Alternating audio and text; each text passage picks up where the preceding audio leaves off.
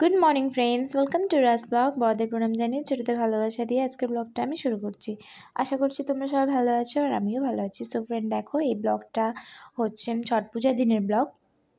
একটু দেরি হয়ে গেল তোমাদের সাথে শেয়ার করতে। সো দেখো, আজকে যেহেতু ছট পূজাতে যাবো আর কি, ঘাটে যাব, ওই জন্য আর কি যে দেখো সকালবেলা কাজকর্ম সেরে নিলাম। সেরে হচ্ছে শাক বাছতে বসছি। এই শাকগুলো হচ্ছে সকালবেলা আমাদের এখানে যেহেতু সবজিওয়ালা কাকু আসে, তো কাকুর এখান থেকে শাক নেওয়া হয়েছে। এটা হচ্ছে মূলো শাক।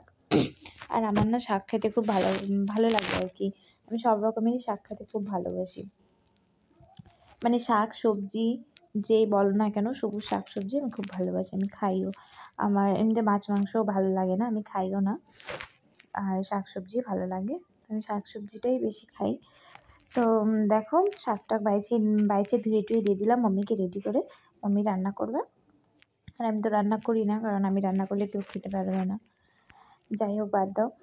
তারপরে দেখো যে চলে আসলাম হচ্ছে ফুল গাছগুলো লাগাবো। আর এই ফুল গাছগুলো আমরা আনছিলাম হচ্ছে প্রিভিয়াস ব্লগে দেখছো হয়তো তোমরা, কি আমরা চাই সুন্দরীতে গেছিলাম শাক তুলতে। তখন হচ্ছে ওখানে দেখছি চাই সুন্দরীতে যে কোয়ার্টারে যে লোকগুলো থাকে, ওরা এত সুন্দর করে ফুল গাছ লাগাইছে। তো ওগুলো আর কি চায়ে আনছিলাম ওনাদের কাছ থেকে। আর অ্যালোভেরা গাছ ধরো ঘরেই ছিল, তো অনেকগুলো অ্যালোভেরা চারা বের হয়েছিল। তো ওগুলাই চারাগুলো মানে অন্য ইসে বালতি করে, এগুলা বালতিগুলো না ভাঙে গেছে, অনেকটা ইউজ হবে না। তো ওগুলোর মধ্যে মাটি ভরে ভরে আমি লাগাই দিচ্ছি, কারণ অ্যালোভেরার জন্য অনেকটা জায়গা লাগে। অ্যালোভেরা গাছ আনছি না, অ্যালোভেরাটা ঘরে ছিল। টাইম ফুলের গাছ আনছি অনেক রকমের, জানি না ফুলগুলাকে কী বলে, আমরা তো টাইম ফুলই বলি।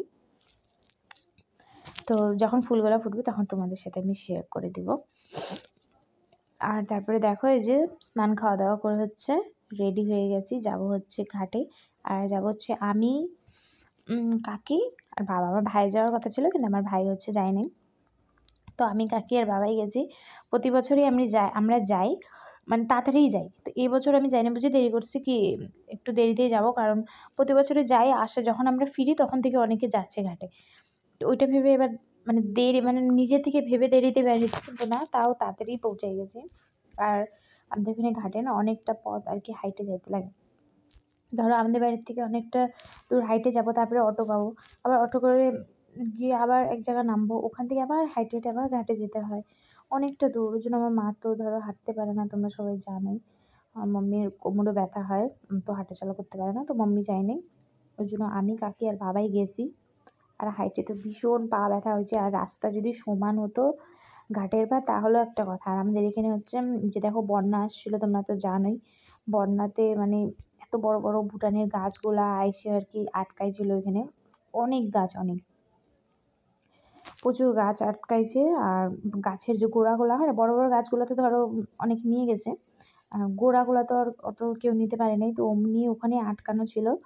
আর হাঁটতেও খুব অসুবিধা হচ্ছিলো। আর পাথর, এখানে তো এমনি পাথরের জায়গা, এত পাথর, মানে হাইটে হাইটে পা এত ব্যথা গেছে। আমি সমান জায়গায় এত হাঁটি। একবার আলিপুরে দুর্গাপূজা ঘুরতে গেছিলাম, তখন বাবার সাথে প্রায় 8 ঘন্টা হাঁটছি, কিন্তু তাও পা ব্যথা করে নাই। কিন্তু এবার হাইটে ভীষণ পায়ে ব্যথা হয়েছে। তারপরে দেখো আইসে হচ্ছে আমি, কাকি কিছু মোমো খাই নিচ্ছি এই কাকুটার দোকান থেকে। আমি আর কাকি শুধু মোমো খাচ্ছি, কারণ বাবা চলে গেছে আমাদেরকে ছেড়ে। বাবা বলছে তোরা যে আস্তে আস্তে হাঁটতেছিস, আমার বাবা খুব স্পিডে হাঁটে, আমাদেরকে ছেড়ে চলে গেছে, বলছে তোরা মোমো টোমো খায় আয়, আমি চলে যাই। বাবা তো খায় না, বাইরের ফাস্টফুড কিছু খায় না। তো ওই জন্য পরে কাকি আর আমি এখান থেকে মোমো খাই নিচ্ছি। আর আমরা বেশিরভাগ এখান থেকেই খাই, বেশিরভাগ মোমো, সিঙ্গারা, ফালে, অন্য কিছু দুজন আসি সময় বের করে এখান থেকেই খাই। হাই ফ্রেন্ডস, তো দেখো এই যে পূজা করে চলে আসলাম। আইসে হচ্ছে চাটা খাওয়া হয়ে গেছে, আর অনেক মজা করেছি, অনেক ঘুরছি। আর হচ্ছে প্রচণ্ড পাও ব্যথা হয়ে গেছে। ভাবছিলাম সকালবেলা ভোরের ঘাটে যাব, কিন্তু আর এনার্জি পাচ্ছি না, মনে হয় না আর যাওয়া হবে ভোরের ঘাটে। যদি যাই তো তাহলে তোমাদের সাথে অবশ্যই শেয়ার করব। আর মনে তো হচ্ছে না কি আর যাইতে পারবো, কারণ এত পা ব্যথা হয়েছে, এত পা ব্যথা হয়েছে। আর আমাদের এখান থেকে ঘাট অনেকটা দূর, আমরা অটোতে গেছি ঠিকই, কিন্তু একদম ঘাট অব্দি তো অটো পৌঁছায় না। তো ওই জন্য আর কি অনেকটা হাইটেও যেতে হয়। যেখানে নামবো ওখান থেকে আবার হাইটে যাইতে হয়, আবার আসার সময় সেম একই হাইটে আইসে আর কি অটো ধরতে হয়। ওই জন্য তো সো ফ্রেন্ড, আজকের ব্লগটা আমি এখানে এন্ড করছি। তোমাদের যদি আজকের ব্লগটা ভালো লেগে থাকে তাহলে একটা লাইক, কমেন্ট আর সাবস্ক্রাইব করে দিও। আর সবাই ভালো থেকো আর সুস্থ থেকো। Tata, bye bye.